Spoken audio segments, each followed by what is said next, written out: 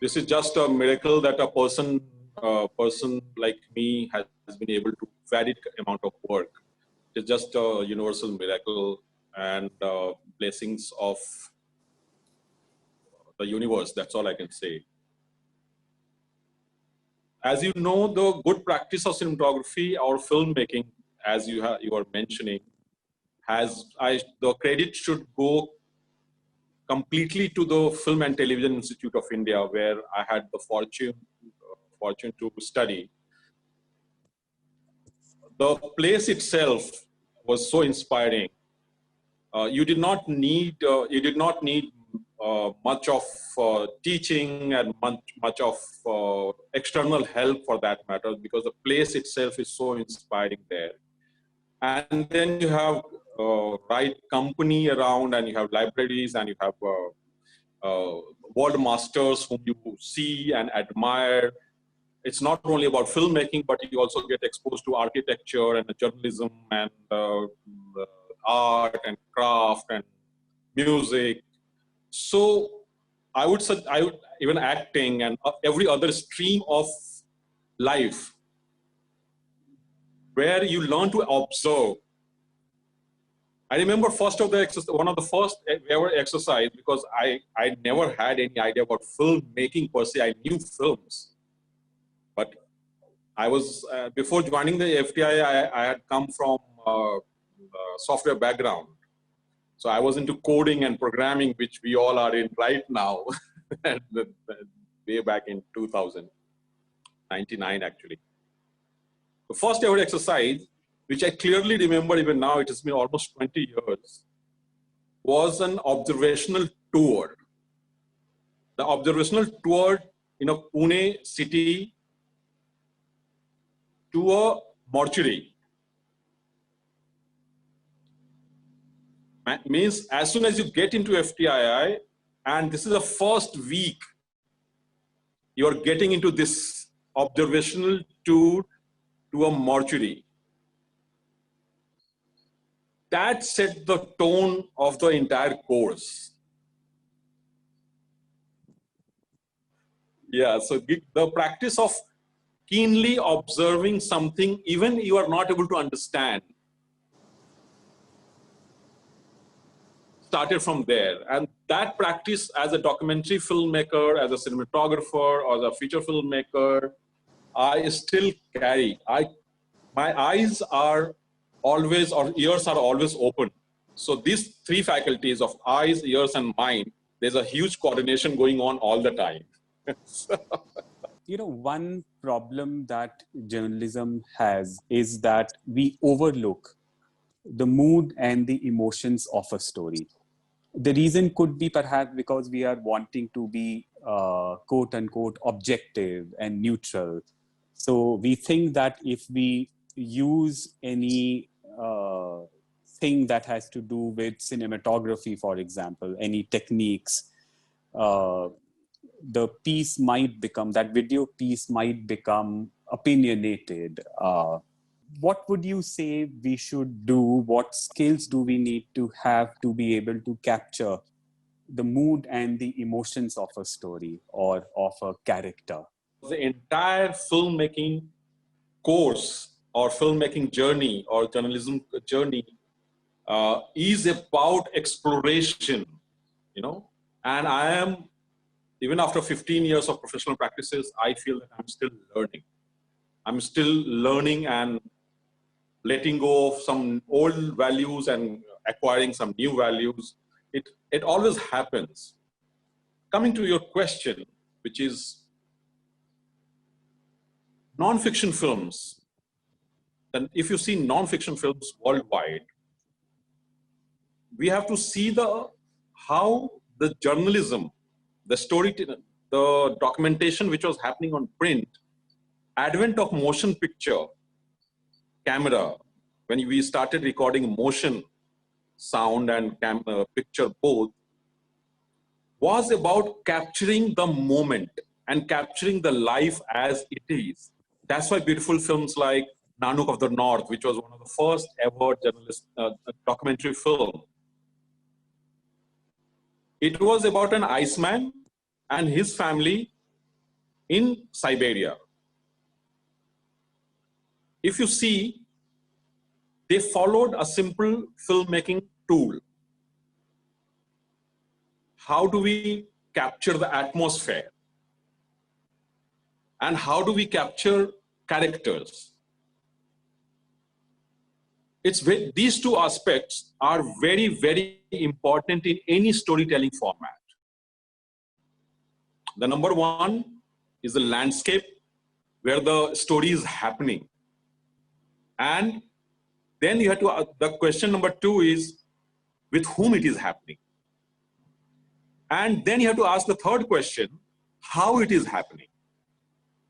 In this how, the entire consciousness lies here.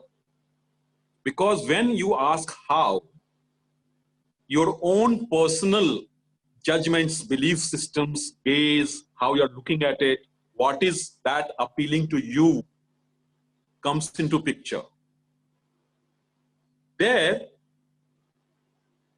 camera plays a very, very big role because it is becoming your eye, and not only your physical eye, but eye of your mind, eye of your belief system, and your subconscious.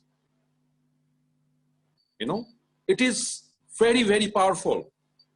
So the question which every journalist needs to ask themselves, after how, you have to ask, we all have, and we keep on asking, then why I am putting this camera this way? Why? The first thing has been answered that, okay, landscape. We always take landscape in wide frame and we take it, landscape is done. We go closer to the character and we say, okay, character is done. But how are we framing the character? What is that we want to tell about that character? What is, there are two gaze all the time. One is gaze of me as a maker. The second gaze is of that person who is sitting in front of the camera. And the dynamics of these two gazes creates an experience for the audience. That gaze also you have to keep in mind, because how you are going to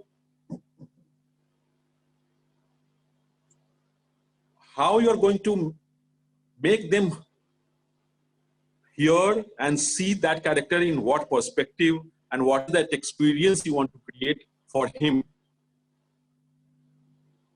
You know, so it's a journey of these 5 questions. And once you do that, everything falls in place. So I think the nutshell of this entire thing which I'm saying is, it is a lot of homework which you have to do for yourself. If it's a feature work, in the sense feature work.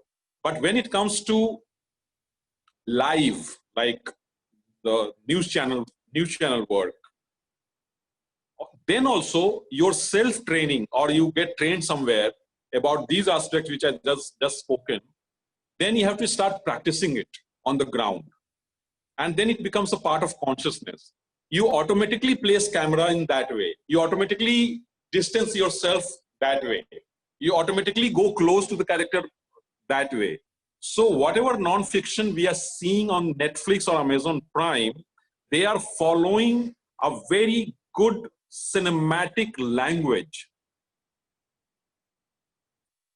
which I personally think, because I'm right now in the process of setting up a workshop module for media professionals who are going to print, in order to educate them just these very basic audiovisual nuances, you know. Then there are only 5-6 principles on that, which makes a hell lot of difference, a huge difference. You know, why, if I'm putting there are two kinds of shot taking which happens all the time. One is that you want to do that shot taking. That's number one. That decides that you decide that moment. And second thing is that suppose at any point of time in a like we also feel as a documentary filmmaker that this is the only point from where I get the visual, right? So in that scenario, suppose I am almost 50 feet or 100 feet from the scene on the ground, or I am on the height, or I am seeing from the bottom. That liberty one can take once in a while. But if that is only becoming your style, then you are just capturing it. You are not applying your mind. You're just being a capture. You are just captured. That's why the documentary which we see and get enamored and get, oh my God, what a film, or any film for that matter. And then we say, okay, they have covered it. So any documentary film have two kinds of aspects. Like if you see Rubaru, Roshni, there are very good shot taking and there are footages. So on those, when you are making a story, sometimes you let go of the shots.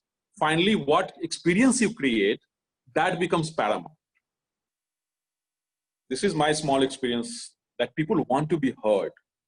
And when a camera and somebody is really showing interest, genuine interest, and they feel that the interest is genuine, they open up. That is number one. So your demeanor has to be absolutely compassionate. One cannot force themselves and put mic into their mouth and say, tell me your story. Judgment should not be there when you are talking to anyone, irrespective of what they have done. One does not need to learn a camera per se, but train themselves as a visual person, audio-visual person. That's what I'm saying. The future is, the technology has done such wonderful work that it has democratized. Now your cell phone is your medium, which records visual as well as audio. Going beyond that, you need to buy a small camera and a little smaller mic and computer where you can dump your data. So the technology has done such huge service to our journalistic community, where they just don't need to depend on and worry about the nitty-gritties of technicalities and what can go wrong and what can go wrong, and the worries of handling the technical part of it. But like Vishal had started this conversation, we were there, you need, and we all have gone through, we need to empower ourselves with the right language of audio visual, which is very, very important. I am planning a mobile filmmaking workshop soon. If anybody wants to join in, please join. There I will be maybe talking about how do we use simple mobile phone, not even expensive phone, whichever phone you have, to narrate a simple storytelling in a very simple way. So it is very important, because why I'm stressing on having a visual theme, visual aesthetics, audio-visual aesthetics, because as a visual person, audio-visual person, we all have that responsibility, that what we are going to show to the world and what is that world is creating and being seen as, we have to be extra careful about aesthetics of our world, how we are creating that world. It's very, very important. Else, we can continue this madness of current titillization of news media forever. It is our responsibility. I want to ask, what were the old values and what are new values and techniques are being used in cinematography nowadays? The older values were that people were restrained and also very thoughtful in what they are going to say, what they are going to show, what they are going to write, and how it will affect their own image, how will it will how will it impact the society, how they are going to show it, what kind of stories, what kind of characters are going to be highlighted. Because we were going through, if you see the films of when our country was going through freedom movement and also post-freedom struggle, there were lots of progressive films and there are lots of patriotic films as well. People were also not afraid of talking about ills of society, but all those ills of society were also being talked in a very, very aesthetic way. The second thing which was there, because of there was lack of democratization of technology, those medium and those equipments were given to only privileged people.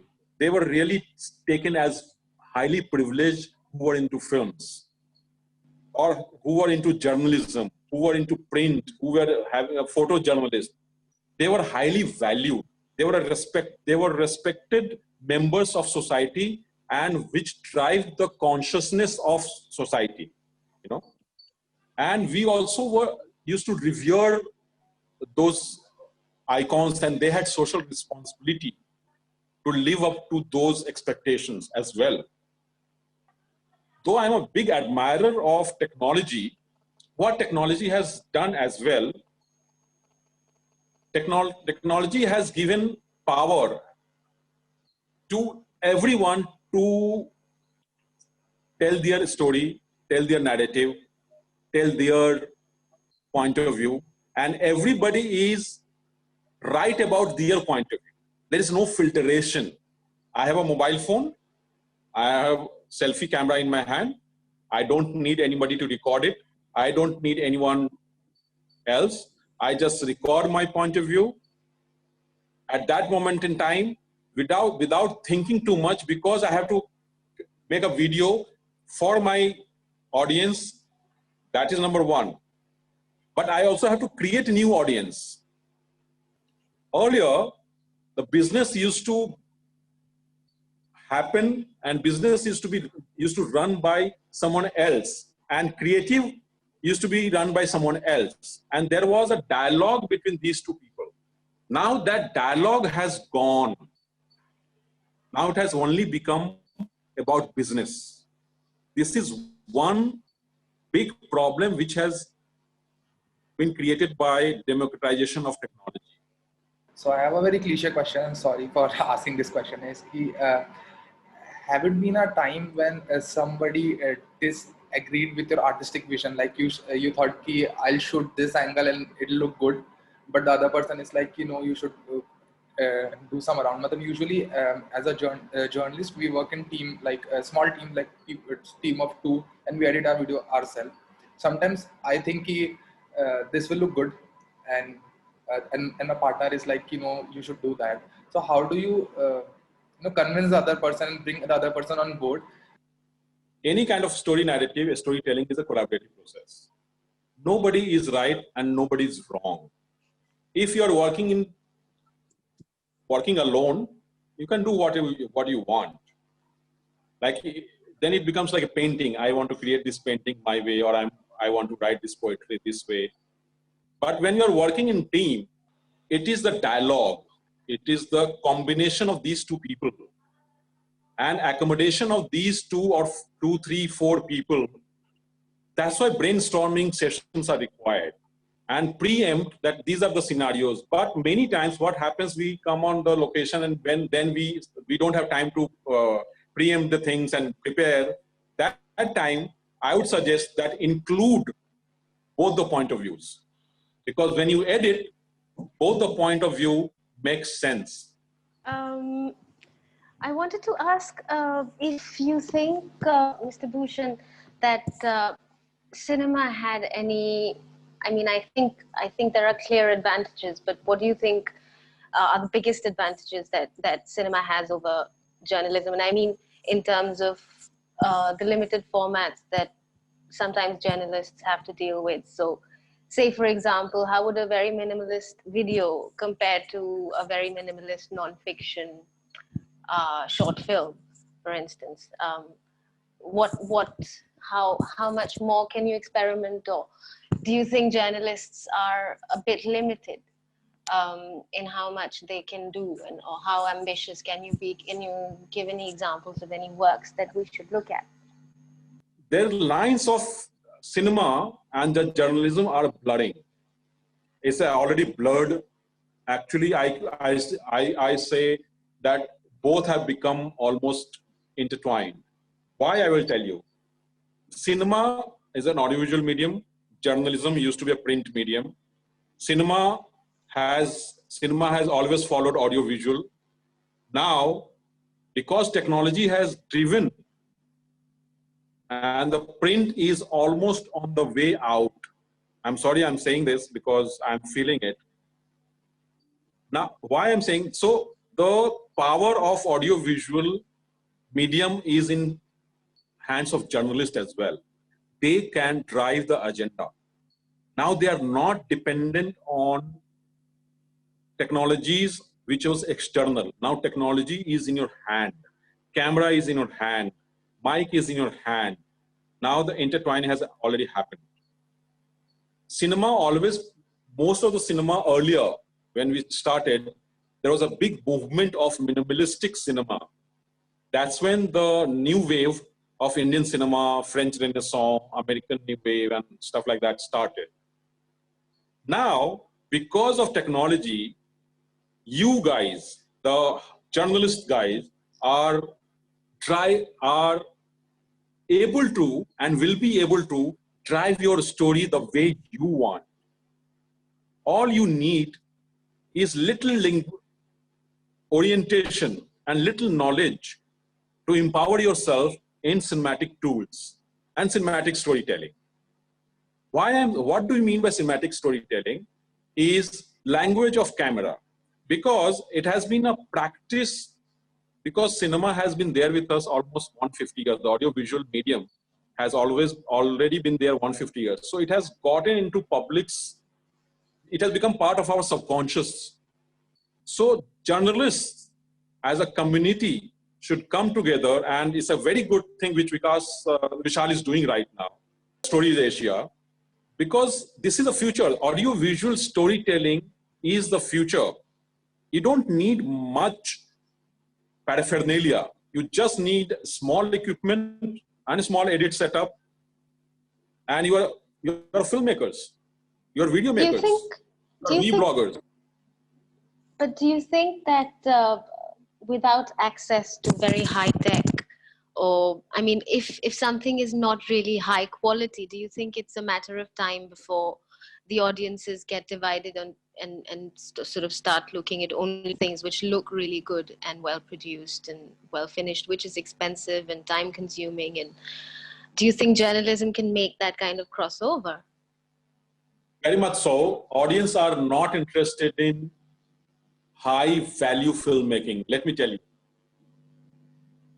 journalists have never been interested in high value filmmaking. They have been interested in high value stories.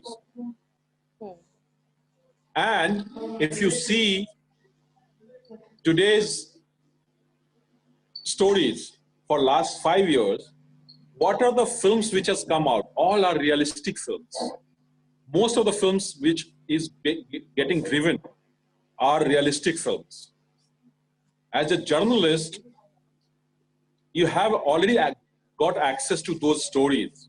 And second part of it, the quality of visuals, which you're talking about. We have to understand what is the quality of visual. See, the latest tech spec which is going to be there for next 20 years, is 4K.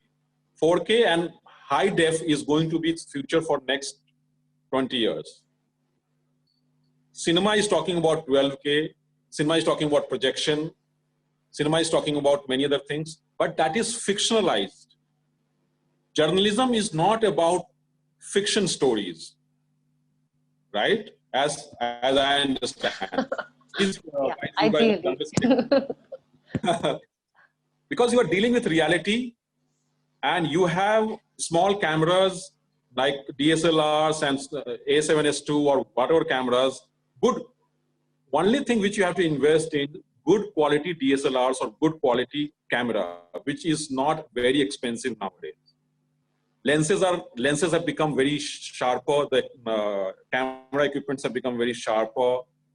There are portability which has come through the tools, and technology has enabled it. I am saying this thought process of competing with cinema itself should not be there in your horizon. So my question is an extension to what Diya had just asked. So I've always wondered, this is related to video journalism and cinematic journalism in a way. So I've always wondered if we see that, okay, journalism is non-fictional and it's based on facts, let's say, in a utopian world, if you're talking about. And now if we want to get into video journalism and we want to show it in a cinematic manner. So my idea as a photographer as well of cinematic and cinema is that I romanticize things and then according to that I portray those characters and let's say my subject, right? Similarly in films, when let's say we are talking about a particular subject, we somehow either romanticize the surroundings or the subject or the story itself. So we do that. So we like through our stories, we already create a bias, right? In films per se. Now, but if we do the same thing in journalism, which is video journalism that I'm talking about, won't it be very contradictory? Because we are already, let's say, if I'm talking about a very serious issue and I want to show it in a very cinematic manner, and with that subject, I have already, like, I'm so involved with that subject, I'm romanticizing it and I'm portraying it in a very beautiful way in order to feel something. So I've already set a bias for the subject, right? Opinion is a legitimate part of journalism.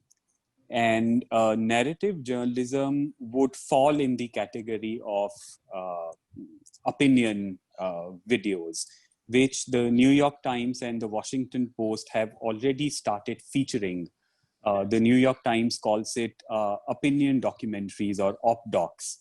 And then the Washington Post would mark their videos, which are feature-ish, are the kinds of videos that you are talking about as opinion videos. And opinion is welcome, legitimate part. Now, I think I would request Mr. Roy to respond further.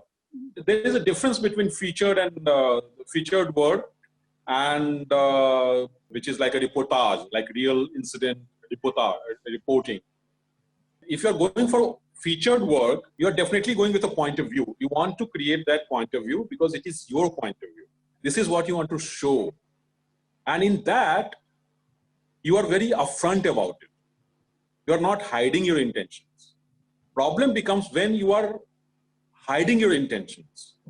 When we are reporting on incidents where you just have to shoot what people have to say, it's not a narrative piece, but a normal report. So to what extent can we use creative liberty? Because a few days back when I went for reporting, I thought I would take good shots, I would make frames, but then I thought whether the story needs that or not, or people would understand those shots or not, or would this add to the report? So to what extent can we go in cinematic work when we report, when we do such stories? So like I had said, there are two things which are very important in reporting: the landscape, the incident, and the characters. Many times, you literally don't have time to construct the way you want to construct and be true to your visualization. Those times, you have to be true to the incident and true to the characters and true to the entire story, which becomes paramount. So those choices one should take and one must take, but that should not become a pattern that I have, because I can do this, I can mess with the cinematic experience or the language of it. But of course you can take cinematic liberty, but cinematic liberty nowadays for last 10 years I've been seeing is being abused like how. So as a conscious, aware citizens and human beings, we should have that discernment. परख होनी चाहिए कि कहाँ पे मुझे cinematic liberty लेनी है, कहाँ पे नहीं लेनी है. Is it a possibility to have a vision, to start with a vision, but at editing you might completely change it? Because sometimes that happens with writing. It's a very old saying, Divya, that it's an almost 100-year-old saying that films are made on edit table. So of course you can go with plan A and follow that plan completely, but many things what happens on the camera while shooting it, we are not aware of it. But when we have that liberty to watch it frame by frame and at our leisure, when we are settled internally, we see many more things there. And then your decisions also changes. And it is very beautiful because everything, that's why I said filmmaking is a collaborative journey, and it's also evolves. And it evolves over a period of time, and it evolves beautifully. And whatever happens, trust me, whatever happens, happens for the best.